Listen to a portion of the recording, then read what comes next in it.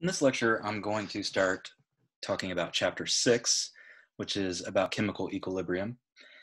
And 6A in particular is about spontaneity, which we've discussed before, but now we're going to apply that to chemical reactions. In this video, I'll be doing 6A.1.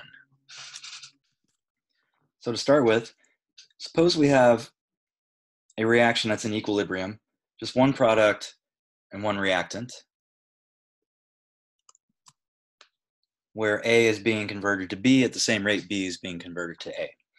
So in this chemical process, imagine an infinitesimal amount of A is turned into B.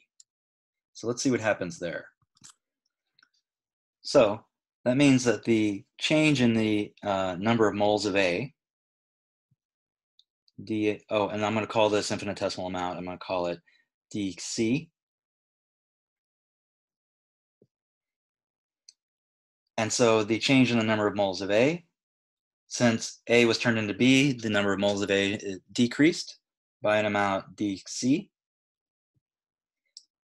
And at the same time, the number of moles of B must have increased by the same amount.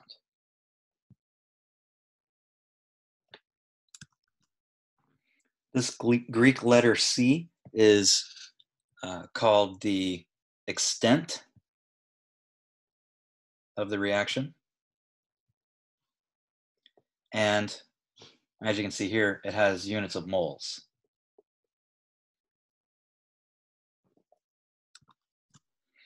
So in this reaction between A and B, I have that the initial number of moles of A, so I'll call that Na naught, becomes the initial number of moles minus dC. And at the same time, the number of moles of B initially turns into the number of moles of B plus dC. Now, suppose the reaction is not as simple as A and B. What if the reaction is 3A and 2B? So now that means 3 moles of A is being turned into 2 moles of B.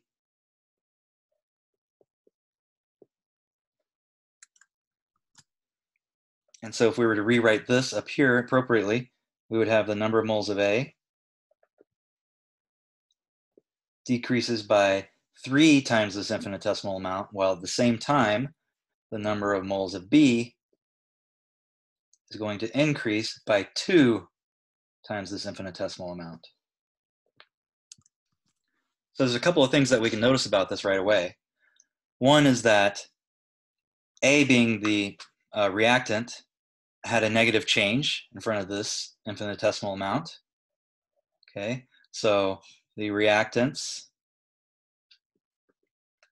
change, the change in the reactants has a negative sign. Whereas the change in the products has a positive sign.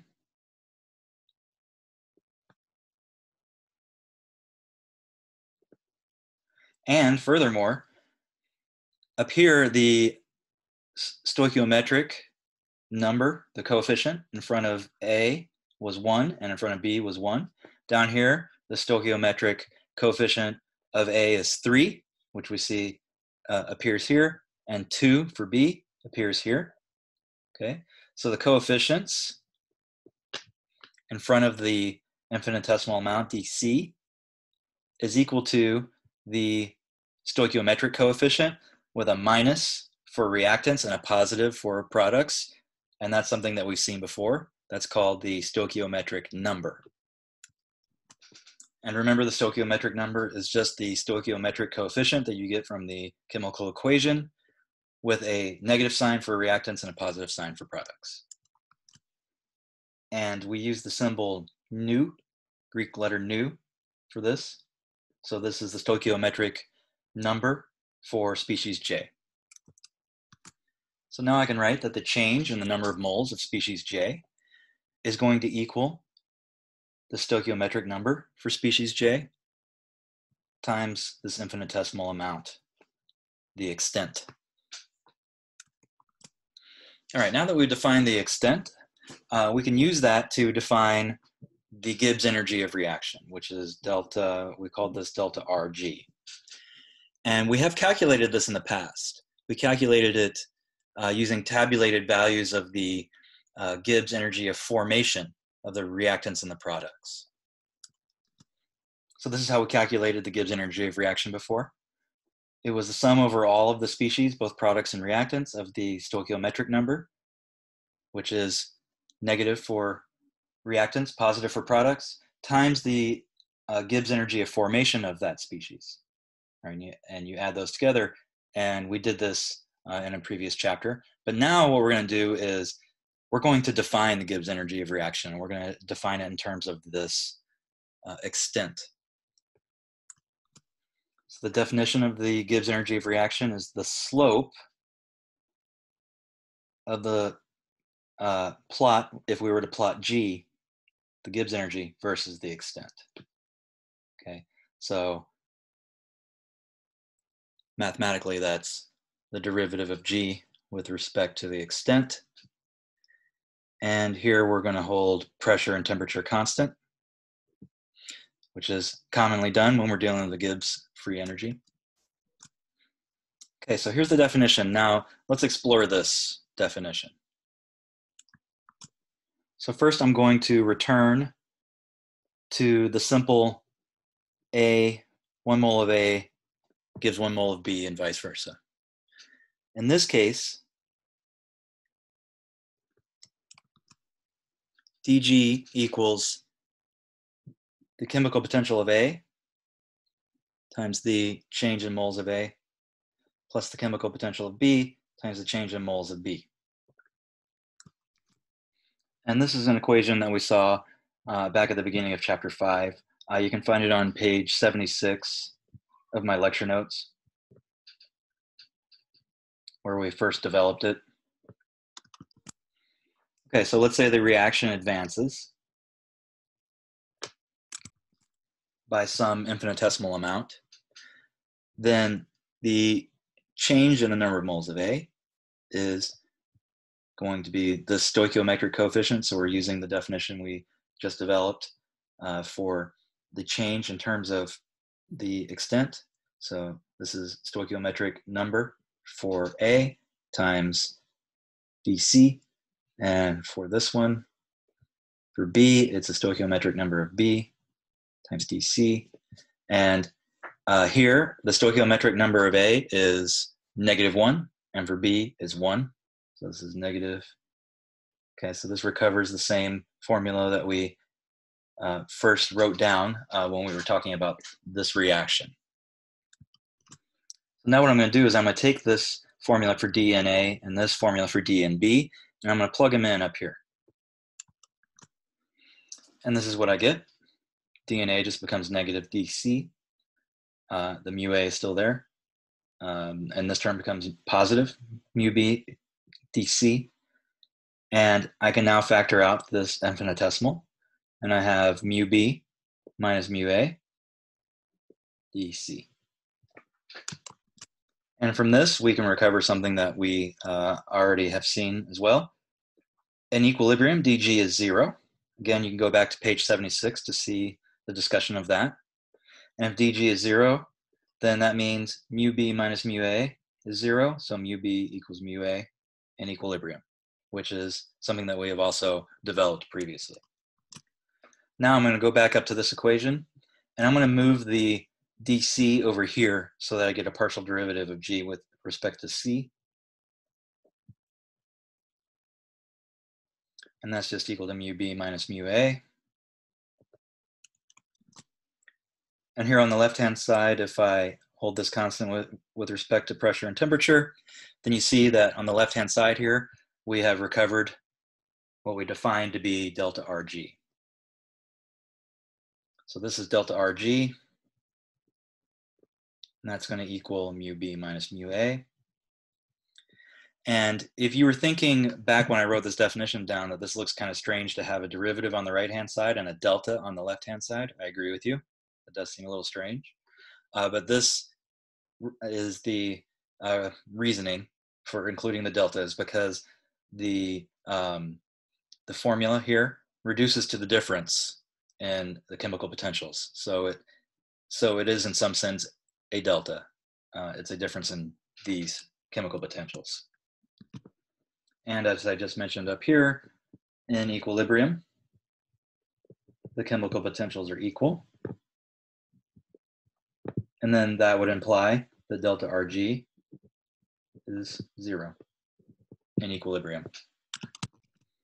Okay, so let's get back to the definition of delta Rg. Remember, the definition was that it's the slope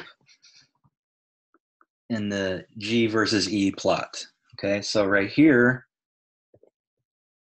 delta Rg is negative, which implies that this is a spontaneous reaction over here. On this end,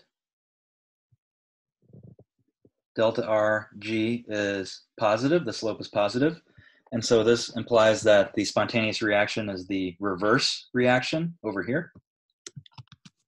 So you can see that in either situation,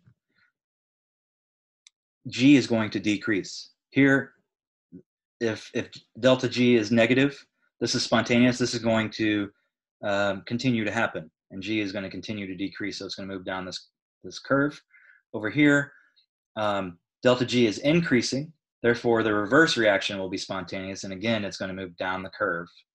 G is going to decrease, and then as we know, when G is at a minimum,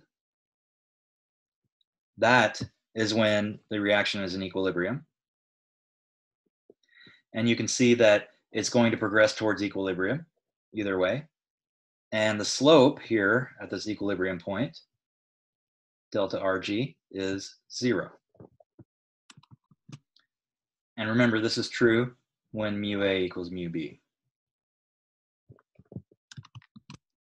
And just to write it one more time, delta Rg is 0 in equilibrium. Okay, the last thing that I am going to talk about in this video is I'm going to define exergonic and endergonic reactions. So if delta Rg is negative, then the forward reaction is spontaneous, which means that this reaction can be used to drive another process, because it's going to happen naturally. It's spontaneous. So as it happens, it can be used to drive another process. And therefore, we call this work producing. And work producing is exergonic. So exergonic is the Greek for work producing. Now, what about when delta Rg is greater than 0? Now, the backward reaction is spontaneous, which means this reaction, in order for it to occur in the forward direction, it needs to be driven by some other process. Otherwise, it's going to drift back towards a minimum of G. So this is called work consuming, which in Greek is endergonic.